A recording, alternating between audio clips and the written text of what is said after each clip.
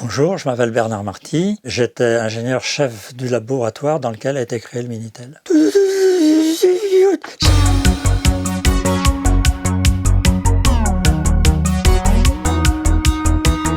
J'ai dirigé l'équipe qui, dès le départ, a travaillé d'abord sur le télétexte, puis sur son adaptation au réseau téléphonique qui est devenu le Minitel. La première expérimentation a eu lieu à Saint-Malo avec une centaine de clients tirés au sort, disons. Et puis la décision a été prise, disons début 81, donc avant les élections, de lancer l'opération au niveau national. Retrouver des amis d'enfance, c'est un jeu d'enfant avec l'annuaire électronique. Dans la pensée du public, le Minitel, c'est d'abord l'annuaire électronique. Et le succès est venu du fait qu'on pouvait consulter l'annuaire de toutes les régions de France à partir de n'importe quel point de France, alors que l'annuaire papier n'était délivré aux usagers que sous sa version locale. Alors effectivement, dès le début du lancement du Minitel, il y avait la queue dans le hangar qui servait de point de distribution des Minitel pour avoir gratuitement son objet de luxe. Le Minitel en tant qu'objet était gratuit. Ils montraient leur facture téléphonique pour prouver qu'ils étaient abonnés au téléphone et puis on leur donnait un Minitel. C'était le signe du progrès. Venez chercher votre Minitel. Vous connaissez déjà le fonctionnement du Minitel? Il fallait quand même inciter les gens à savoir se servir d'un clavier, ce qui n'était pas évident au départ. D'ailleurs, on a commis nous-mêmes un certain nombre d'erreurs sur la question, puisque nos ergonomes ont dit oh, le clavier AZERTY, non, ça marchera jamais auprès du grand public, il faut respecter l'ordre alphabétique, ABCD, etc. Donc les premiers Minitel étaient des Minitel à clavier ABCD, et puis on s'est rendu compte que ceux qui savaient taper étaient paumés, et ceux qui ne savaient pas taper, de toute façon il fallait qu'ils apprennent, donc autant qu'ils apprennent sur un AZERTY. C'était débile comme idée. Ça, c'est le modèle dit vide ordure. C'est vraiment le Minitel de base, AZERTY, le plus bête qui soit, quoi. Celui qui a été le plus diffusé d'ailleurs. C'est Alcatel qui a réussi le premier à miniaturiser le modem. Et ça a posé beaucoup de problèmes politiques parce qu'au niveau européen, les modems devaient être distincts du terminal qu'il utilisait pour des raisons de sécurité électrique.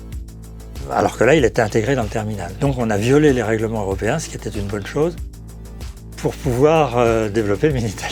Oh ils le savaient, mais on leur a dit merde, on n'avait pas le choix. Pendant que le Minitel se vendait, on continuait nos travaux et on a travaillé sur l'image, sur le graphisme, sur le son pour développer l'extension des services Minitel. Bon, ce que Internet faisait en parallèle, avec 10 ans de retard, puisque le web n'a été ouvert que vers 92 et le 3615 a été créé comme ça, donc un numéro spécial d'appel qui était surtaxé et qui était réservé au départ aux organes de presse. Toutes les news, tous les scoops, Télématé, Libération.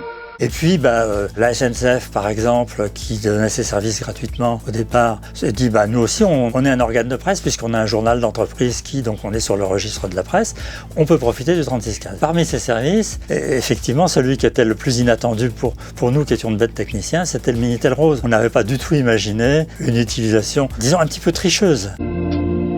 3615 ULA, le diable au corps. Derrière, les hôtesses, c'était souvent des hôtes et pas des hôtesses. Sans être pudibond, c'était pas du tout le côté sexuel qui nous choquait, c'était plutôt ce côté malhonnête. D'ailleurs, ça nous a porté tort au niveau international. Notre objectif, c'était évidemment de diffuser le Minitel, pas seulement en France, mais dans les autres pays, qui commençaient aussi à mettre en place des services du même genre. Mais, dès qu'on faisait des propositions qui ne plaisaient pas à ces messieurs les Allemands, ils nous sortaient « Ah ouais, mais vous, c'est pas sérieux, le Minitel Rose, waf, waf, waf ».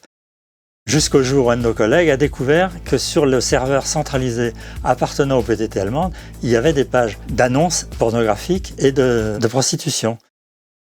On a pris des photos de ces pages et dans la prochaine réunion internationale, on s'est amusé à les projeter devant l'ensemble des collègues du monde entier. Et après ça, les Allemands ont été quand même beaucoup plus discrets. Vous savez, dans le monde, une machine a 5 à 10 ans de vie au maximum. Bon, avoir vécu 30 ans est bien vécu, avoir rapporté de l'argent, avoir créé des emplois, c'était bien, on n'en demandait pas plus.